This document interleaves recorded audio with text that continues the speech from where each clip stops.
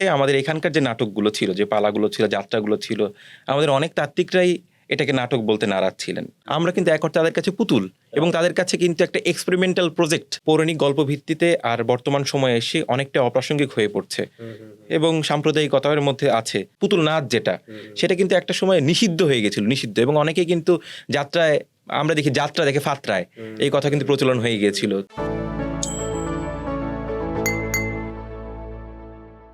প্রিয় দর্শক, বাংলা নববর্ষের শুভেচ্ছা জানাচ্ছি। আজকে আমরা লাইট টকে কথা বলবো বাংলার ঐতিহ্যবাহী পুতুল নাচ বা পুতুল নাট্য নিয়ে। এই বিষয়ে আমাদের সঙ্গে কথা বলার জন্য আমাদের স্টুডিওতে যোগ দিয়েছেন তরুণ গবেষক প্রান্ত সাহা। প্রান্ত সাহা, নববর্ষের শুভেচ্ছা। আপনাকে নববর্ষের শুভেচ্ছা। প্রথমে জানতে চাই প্রান্ত সাহা, আপনি একটি বই বেরিয়েছে গত বইমেলায়, সেটির নাম পুতুল নাট্য। আমরা তো সাধারণত ছোটবেলা থেকে জেনে আসছি যে পুতুল নাচ আর পুতুল নাট্যের মধ্যে কি কোনো পার্থক্য রয়েছে নাকি? না, আঙ্গিকগত জায়গা থেকে কোনো পার্থক্য নেই।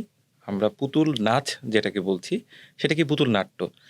সেলিম আল দীন দ্বৈতায়িত শিল্পতত্ত্বের মাধ্যমে তিনি বোঝাতে চেষ্টা করেছেন আমাদের ঐতিহ্যবাহী বাংলায় যতগুলো নাট্যাঙ্গিক আছে, একই অর্থে যেগুলো পালা, যাত্রা, গান, পালা গান, এই সকল কিছুই মূলত নাট্য ঘরনার, নাট্যধর্মিতার।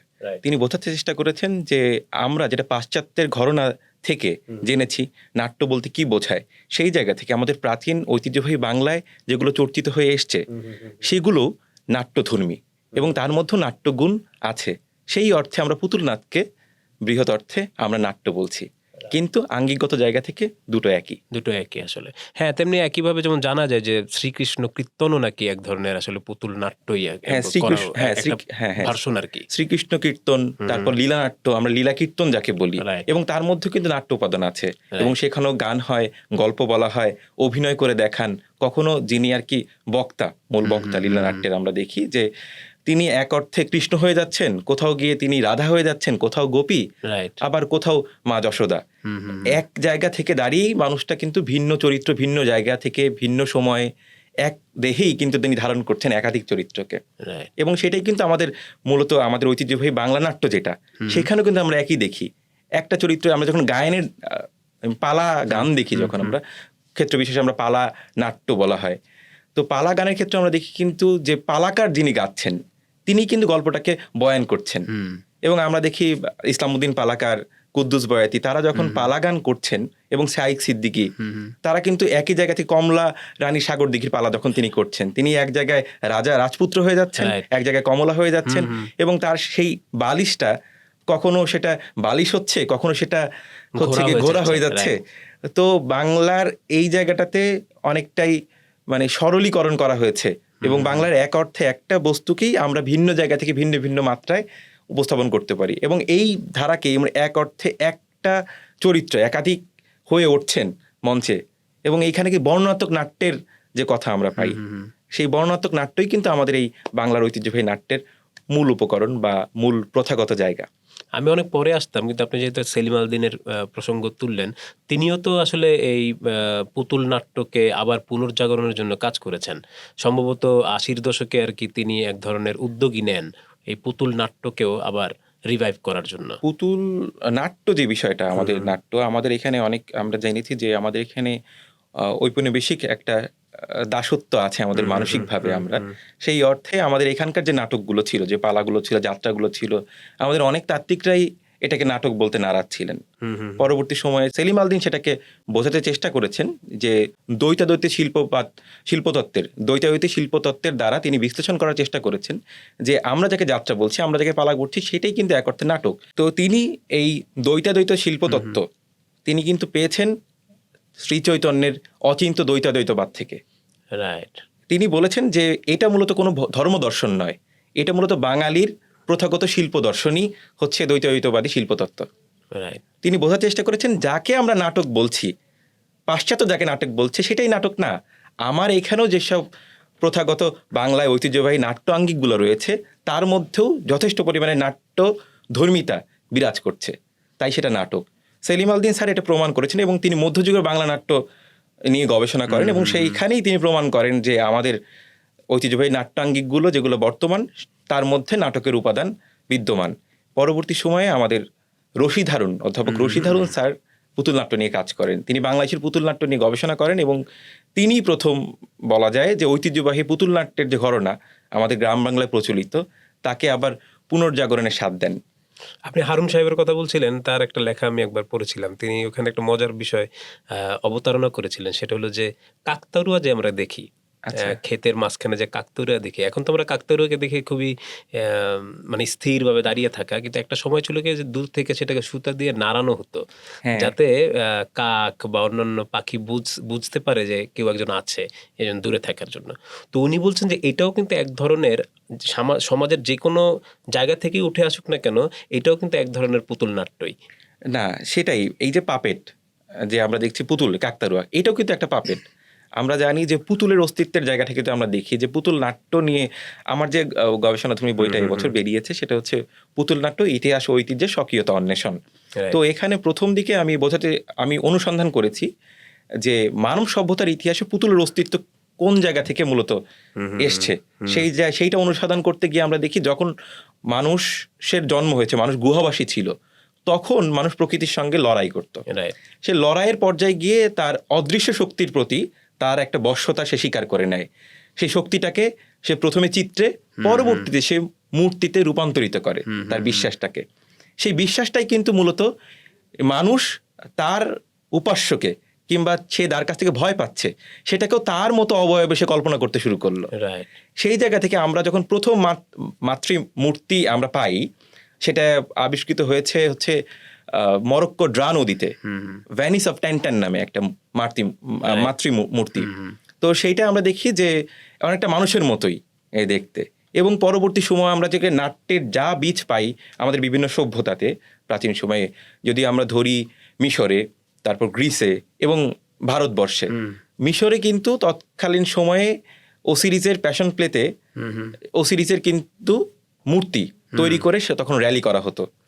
এবং এই যে মানুষের বিশ্বাসটাকে মূর্তিতে রূপান্তর করা, এবং পরবর্তী সময়ে এসে সেই মূর্তিটা নানা সময় নানা প্রেক্ষাপটে ব্যবহৃত হয়েছে, সেটাই কিন্তু পুতুলের আদি অস্তিত্বের জায়গাটা। একদম আপনি যেটা বলছিলেন যে একদম গোড়ার কথা, আর কি টোটেমের কথাই বলছিলেন আপনি আসলে। হ্যাঁ, ওইটা যেরকম, আবার যেরকম আমাদের ভারতবর্ষের কথা যেটা বলছিলেন, আমরা কিন্তু সিন্ধু সভ্যতা যখন দেখি, এটার যে নিদর্শনগুলো যখন আমরা দেখি, একেবারে আমরা কিন্তু পিওর খেলনাও দেখি ওখানে, পুতুল দেখি আমরা। এবং সেখানে কিন্তু কুমারী দেবীর পূজা করা হতো। হ্যাঁ, কুমারী দেবী ছিল তৎকালীন সময়ে। আমরা দেখতে পাই যে এখন মহেঞ্জোদারো, হরপ্পায় যে সকল আমরা এখন মানে প্রত্ন নিদর্শন পাই, তাতে আমরা দেখি এবং পুতুল দেখি। মজার কথা হচ্ছে, পুতুল নিয়ে একটা প্রচলিত কথা আছে যে পুতুল মূলত আমরা যে পুতুলটা দেখি সেটা মূলত হচ্ছে মাটির পুতুল। তো পুতুল মূলত এসছে হচ্ছে কৃষি সভ্যতার সময়কাল থেকে। তো একটা নারী তো মূলত কৃষির সঙ্গে যুক্ত ছিল এক সময়। নারী তার সংসারের কাজ করে সে কিন্তু তার সন্তানও লালন পালন করতে এবং কৃষিকাজেও সে যুক্ত ছিল। একই সঙ্গে অন্নদাত্রী। হ্যাঁ, একই সাথে অন্নদাত্রী। তো এবং পুরুষ আরো কঠোর যে পরিশ্রমের জায়গাটা আছে সেটা দেখতে, এবং নারী কৃষির সাথে পুরুষের সঙ্গেই নারী কিন্তু একত্রে মিশে এই মানে কৃষির সঙ্গে যুক্ত ছিল। এবং কৃষির সঙ্গে যুক্ত থাকার কারণে তার কৃষির উপকরণ হচ্ছে পানি এবং মাটি। তো তার বাচ্চাও তার সাথে বেড়ে উঠছে। তো তিনি বাচ্চাকে ভুলিয়ে রাখার জন্য মাটির ছোট রকম মূর্তি করে বাচ্চার হাতে দিত খেলার জন্য। সেই পুতুলটাই কোনো এক সময় গিয়ে হয়তো বা তার স্বামী কিংবা তার ছেলের হাত ধরে তার কন্যা শিশুটার মাঝে সেই পুতুলটাকে দুলিয়ে দুলিয়ে তারা খেলা দেখাতো। সেই জায়গা থেকে গল্প বলা, সেই পুতুলটার একটা কাহিনী থাকে, সেই কাহিনীটাকে নিজের মতো করে অ্যাডাপ্ট করে নেয়া, কাহিনীটাকে শোনানো, সেই জায়গা থেকেও পুতুল নাট্যের গোড়ার কথা অনেকে বলেছেন। রাইট। এবং এটার সঙ্গে খুবই প্রাসঙ্গিক আমার মনে হয় যে আপনিও তো এটা জানেন নিশ্চয়ই, যে জাদুবিদ্যা, এর সঙ্গে পুতুলের একটা মানে বেশ ভালো একটা সংযোগ রয়েছে। সেটাই তো বললাম আপনাকে যে মানুষ পুতুলের সঙ্গে তাকে প্রতিস্থাপন করতে চায়। এবং আপনি আরেকটা মজার বিষয় হচ্ছে, এই ধারণাটা শুধুমাত্র আমাদের প্রাচ্যে না, আমরা দেখি প্রতীচ্যে চলে যাই। আমরা দেখি যে বিষয়টা আমি আমার বইয়েও অন্তর্ভুক্ত করেছি, সেটা হচ্ছে গিয়ে প্রাচ্যে আমরা দেখতে পাই মানিক বন্দ্যোপাধ্যায় পুতুল নাচের ইতিকথাতে তিনি দেখেছেন যে অদৃশ্য শক্তির দ্বারা মানে মানুষ এক অর্থে পুতুল।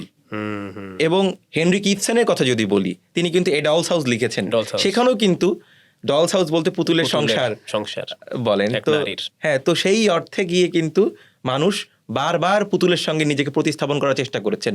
এবং মানুষ যখন অসহায়ত্ব বোধ করছেন তখন তিনি সৃষ্টিকর্তার কাছে নিজেকে সমর্পণ করে দিয়ে বলছেন, আমাকে পুতুলের মতো আর খেলিও না। সেই আর্তনাদ কিন্তু মানুষের মধ্যে আছে।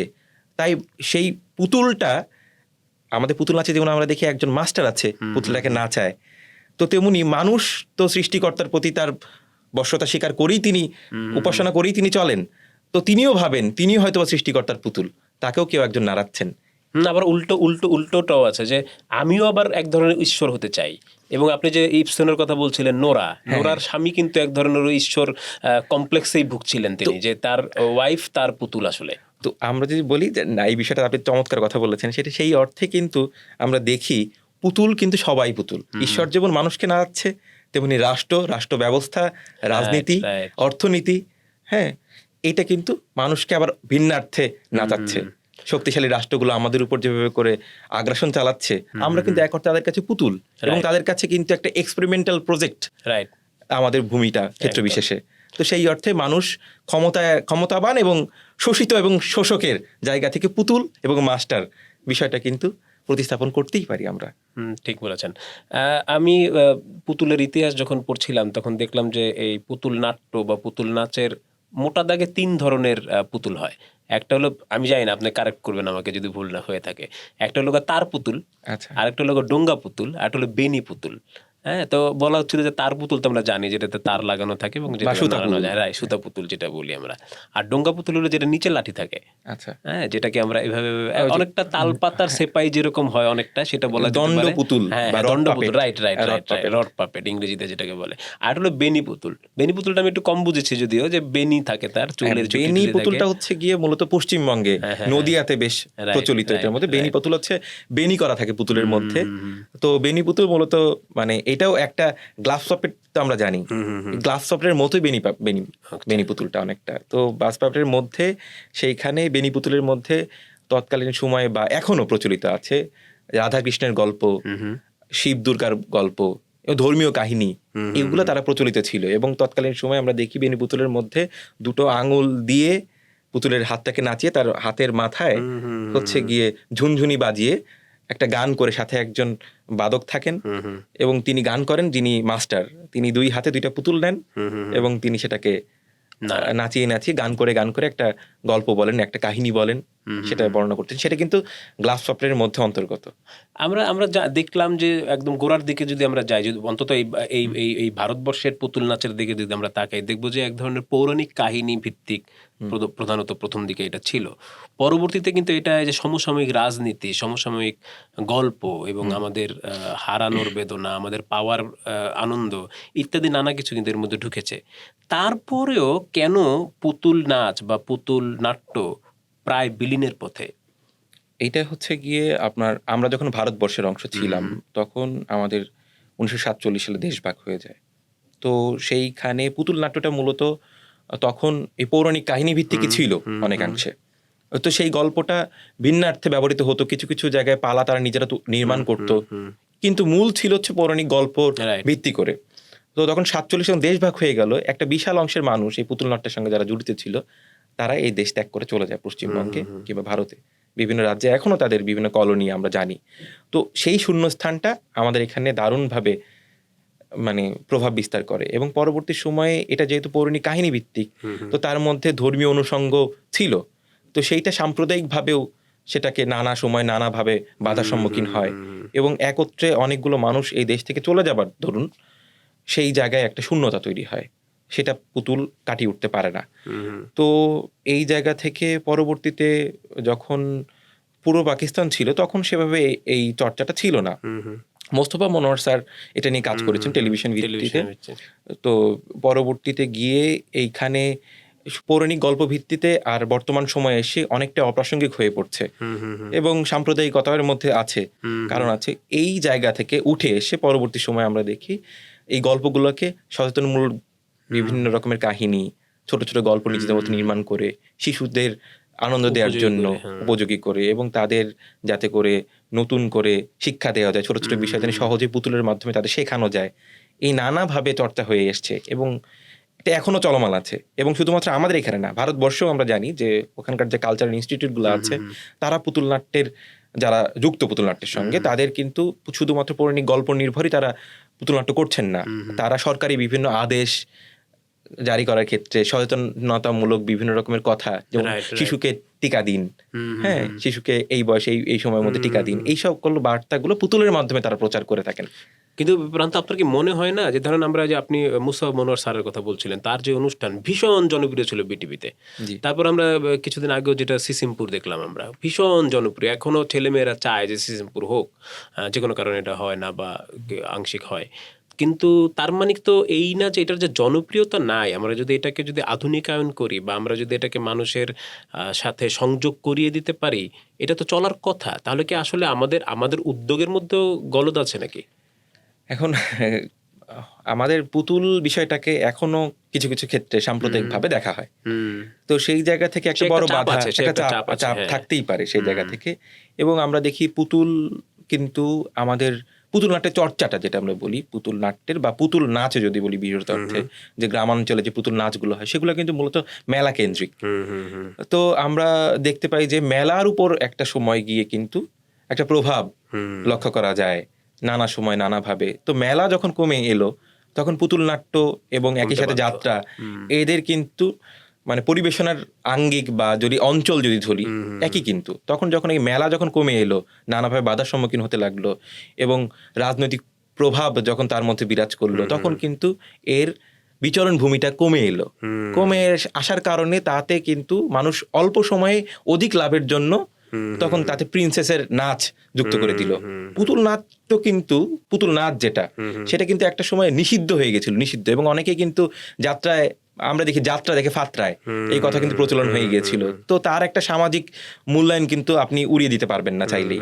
তো সেই সামাজিকভাবে সেই কথাটা প্রচলিত হওয়ার মানে পেছনে নিশ্চয়ই একটা যদি কিন্তু নতুবা আছে।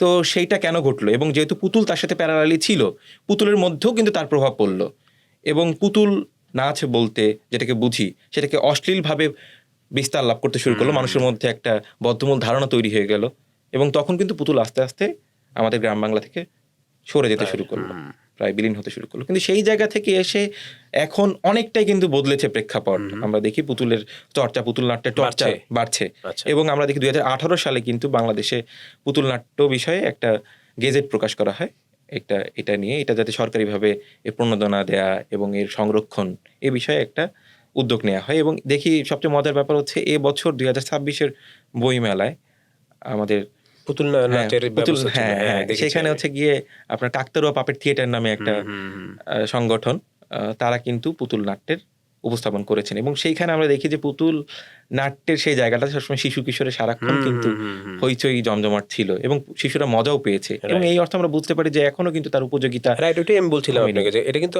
নাই ঠিক বলা যাবে না, মনে হয় যে এটার প্রয়োজনীয়তা নাই বা এটার কদর নাই। এটা আসলে নানা রকমের, এটার মধ্যে রাজনীতি থাকতে পারে, এটার মধ্যে অনেক রকমের সামাজিক ট্যাবু থাকতে পারে, কি আছে জানি না আমরা। আশা করি সরকার যদি এটার সঙ্গে থাকে তাহলে যদি এটার কোনো উন্নতি হয়। আপনি তো গবেষণা করেছেন পুতুল নাট্য নিয়ে, নিশ্চয়ই পুতুল নাট্যকারদেরকে আপনি দেখেছেন, কেমন দেখলেন তাদের অবস্থা সারা দেশে, কেমন আছেন তারা? সত্য কথা বলতে গেলে অনেকটা সময়। আচ্ছা, এর আগে আমি আপনাকে আমার একটা অভিজ্ঞতা আপনার সাথে যোগ করি, আমরা ওই প্রসঙ্গটা আসিনি, সেটা হলো করোনা কাল কিন্তু পুতুল নাচকে একটা বিশাল ধাক্কা দিয়েছে, আপনি জানেন কিনা। আমি একজন সাংবাদিক হিসেবে আমি একজন পুতুল যে নাচ দেখান ওনার সাক্ষাৎকার নিয়েছিলাম। ঢাকাতেই থাকেন উনি, থাকেন হলো আদাবরের একদম শেষের দিকে একটা বাড়িতে উনি থাকেন, ওনার পুতুলগুলো ওনার বাড়িতে আছে। তো আমি তার সাক্ষাৎকার যখন নিয়েছিলাম করোনা কালে যে কি অবস্থা তাদের, তো ওই হিসাবে ওনার সাক্ষাৎকার নিয়েছিলাম। তো তখন উনি আমাকে যেটা বলছিলেন, আমাকে দেখিয়েছেন সবগুলো পুতুল বের করে দেখিয়েছেন আমাকে, কিন্তু তিনি শেষে আমাকে জানালেন তিনি আর এই ব্যবসা করবেন না। কারণ হলো গিয়ে যে এটা দিয়ে আর চলা যাবে না, আর যেহেতু করোনা কাল তাকে শেষ করে দিয়েছে। তো আপনি, সরি আপনাকে থামিয়েছিলাম, আপনি কি দেখলেন? আমি দেখলাম সেটা হচ্ছে গিয়ে অনেকটা কাল যখন আমরা বললাম যে পুতুলের মানে বিচরণ ভূমিটা যখন সংকুচিত হয়ে এলো, তখন কিন্তু এর কিন্তু একটা পেশাগত জায়গা থেকে তারা কিন্তু একটা উপস্থাপনা করে থাকেন। তো অনেকটা সময় যখন এটার প্রচার কিংবা প্রদর্শনী জায়গা তারা পাচ্ছিলেন না, এবং পুতুল নাচই বলে যেহেতু গ্রামাঞ্চলে, তো পুতুল নাচকে অনেকেই ট্যাবু হিসেবে আখ্যায়িত করলো যখন, তখন কিন্তু তারা প্রদর্শনী হিসেবে করে পেলেন না, এবং তাদের কিন্তু সামাজিকভাবে বয়কট করা হইলো কিছু কিছু ক্ষেত্রে। তো সেই জায়গাতে তারা অনেকেই কিন্তু তাদের পরবর্তী প্রজন্মকে আর সেই বিষয়ে যুক্ত করেন নাই, না করার ফলে এবং সামাজিক ব্যারিয়ার, অর্থনৈতিক চিন্তা, এই বিষয়গুলো তাদের মধ্যে বেশ একটা বড় সংকটের জায়গা তৈরি করে দেয়। এবং এর যারা ছিলেন, বংশানুক্রমে যারা ছিলেন, তারা কিন্তু অনেকেই এই ব্যবসা থেকে বা এই প্রদর্শনীর জায়গা থেকে, শিল্প চর্চার জায়গা থেকে তারা কিন্তু সরে এসছেন, তখন কিন্তু সংকৃত হয়ে এসছে। এবং করোনা শুধু বলি পুতুল নাট্য কেন, করোনা তো আমাদের থিয়েটারেও, হ্যাঁ থিয়েটারেও তো আমরা দেখি যে থিয়েটারও তো একটা, যদি ধরি পুতুল নাট্য একটা অংশ যদি ধরি, থিয়েটার তো আরো বৃহৎ একটা জায়গা, তারও কিন্তু প্রদর্শনীর জায়গাটা, প্রচারের জায়গাটা, রিহার্সেল করার জায়গাটা তারা কিন্তু কমে এসছে। এবং আমরা কিন্তু জানি আমরা অনেকদিন কিন্তু রিহার্সেল ফ্লোরে যেতে পারিনি করোনার কারণে, কারণ সামাজিক দূরত্ব যে বড় বিষয়, তাকে থিয়েটারের ক্ষেত্রে যদি প্রযোজ্য হয়ে ওঠে তাহলে কিন্তু শিল্প আর গড়ে তোলা যায় না। যেহেতু এটা ইতিহাসের সঙ্গে জড়িত, আমাদের আবহমান বাংলার সংস্কৃতির সঙ্গে জড়িত, এবং আমাদের যে জীবন আচরণ তার সঙ্গে পুতুল নাট্য জড়িত, এবং সেটার খুব খারাপ অবস্থা, এটা তো এতে কোনো সন্দেহ নাই। তো এই ক্ষেত্রে তো যেটা মনে হচ্ছে যে সরকার যদি বড় কোনো উদ্যোগ না নেয় আসলে সেভাবে এটাকে টেকানো কি যাবে বলে মনে হয় আপনার? না, সরকারের পৃষ্ঠপোষকতা থাকা দরকার, থাকা প্রয়োজন। সরকার সেদিকে, আমি আশা করি সেদিকে তারা দৃষ্টিপাত করবেন, এবং সরকারি যেসব প্রতিষ্ঠানগুলো আছে, বাংলাদেশ শিল্পকলা একাডেমি এই বিষয়ে যথেষ্ট তৎপর, এখনও তৎপর। বর্তমান সরকার আসার পরও বইমেলাটা হয়েছে, বইমেলা একটা বড় পৃষ্ঠপোষকতা পেয়েছে পুতুল নাট্যের যে প্রদর্শনীর জায়গাটা, তাতে করে আমরা আশা দেখতেই পারি। এবং একই সাথে পুতুল শুধুমাত্র আমাদের ঐতিহ্যবাহী জায়গা থেকেই পুতুলটা শুধু না, পুতুল আমরা যাকে দেখি, পুতুল আমরা যে অ্যানিমেশনটা দেখি, আমরা যে রোবটটা দেখি, তাও কিন্তু পুতুলের নামান্তর। সেই পুতুল কিন্তু কোনো অংশে পিছিয়ে নেই।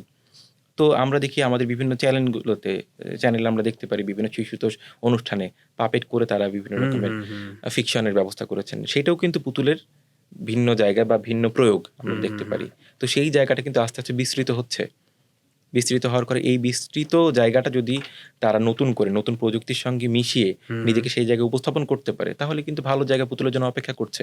আমরা দেখি যে এবছর পুতুল নাট্যের যারা এখানে উপস্থাপনা করলেন বইমেলাতে, তারা কিন্তু বিভিন্ন প্রদর্শনীর সুযোগ পেয়েছেন এর মাধ্যমে, এবং তারা বিভিন্ন উৎসবে, বিভিন্ন পুজো পার্বণে, এবং তারা কিন্তু বিভিন্ন জায়গায় শো করেছেন, বাংলাদেশের বিভিন্ন প্রান্তে পুতুল নাট্যের বিভিন্ন রকম শো করেছেন। এবং আমরা দেখলাম যে গত বছর দুর্গাপূজাতে কিন্তু তারা বিভিন্ন জায়গায় শো করেছে, হ্যাঁ, পুতুলের বিভিন্ন রকম কাহিনী, মহিষাসুর বধ নিয়ে কিন্তু পাপেট শো হয়ে থাকে। এবং যে মঞ্চটা মূলত আমি দেখেছিলাম, এটা হচ্ছে ফরিদপুর মাগুরা অঞ্চলে, যে দুর্গা প্রতিমার উপরে একটা ছোট বক্সের মতো জায়গা, সেখানে তারা ছোট ছোট মূর্তি করে মহিষাসুর বধ পালা, রেকর্ডেড পালা তারা এখানে উপস্থাপন করেন, এটাকে নিয়ে আসেন। তো পুতুল নাট্যটাকে বা পুতুলকে কন্টেম্পোরারি করে তোলার জন্য পুতুলের সঙ্গে যারা যুক্ত তাদের নতুন করে ভাবার প্রয়োজন, যেহেতু এখন নিউ মিডিয়ার যুগ। তো সেই জায়গাতে পুতুল বা পুতুল নাট্যের যে প্রচারণা, পুতুল নাট্যের যে প্রচার প্রসার, তার প্রয়োগের জায়গা এখন কিন্তু অনেক বিস্তৃত। প্রতিটা মানুষই কিন্তু একই সঙ্গে সে কিন্তু ব্রডকাস্টিংয়ের জায়গায় চলে যেতে পারে, তার শুধুমাত্র তার সেলফোনের মাধ্যমে। তো সেই জায়গা থেকে সেই জায়গাটা যদি কেউ ইউটিলাইজ করতে পারে, তাহলে পুতুলটাকে সে মানুষের কাছে পৌঁছে দিতে পারে। এবং অনেক কিন্তু পৌঁছে দিচ্ছেনও তার নিজের মতো করে, নিজের জায়গা থেকে। এর সদিচ্ছার ব্যাপার, যে প্রচেষ্টার জায়গা থেকে যদি তারা সর্বোচ্চটুকু দিতে পারে, তাহলে পুতুল অবশ্যই বর্তমান সময়েও সে সমসাময়িক হয়ে উঠতে পারে। আমরাও আশাবাদী হতে চাই এই পুতুল নাট্য নিয়ে, পুতুল নাচ নিয়ে। আমরা শেষ করব, এবং আপনাকে শেষ প্রশ্ন, আপনি তো এই গবেষণা লব্ধ একটা বই করলেন পুতুল নাট্য, এরপরে আর কি করবেন পুতুল নিয়ে? পুতুল নিয়ে আমার যেটা কাজ, আমি করতে চাই যেটা, পুতুল নিয়ে পুতুল আর কোন কোন জায়গায় যেতে পারে এই সময়ে এসে, এই নিউ মিডিয়ার যুগে। আমি বর্তমানে গবেষণা করছি নিউ মিডিয়া নিয়ে এবং সোশ্যাল মিডিয়া নিয়ে, সোশ্যাল মিডিয়া কন্টেন্ট এবং কনটেক্সট বিষয়ে আমি পিএইচডি করছি। তো আমি মূলত এইখানেও সোশ্যাল মিডিয়াতে এবং নিউ মিডিয়াতে পুতুল কী করে প্রাসঙ্গিক হয়ে উঠতে পারে, সেই বিষয়টা কতটুকু মানুষ নিচ্ছে এবং পুতুল কতটুকু পারঙ্গম সে জায়গাতে, আধুনিক হয়ে ওঠার জায়গাতে, এবং সেই জায়গাটা আমি একটা এক্সপেরিমেন্ট করছি। এখন দেখা যাক সেটা কোন দিকে যায়। প্রান্ত, আপনাকে অসংখ্য ধন্যবাদ, আপনি আমাদেরকে সময় দিয়েছেন এবং আমাদের সঙ্গে যুক্ত হয়েছেন এই জন্য। ধন্যবাদ আপনাকে।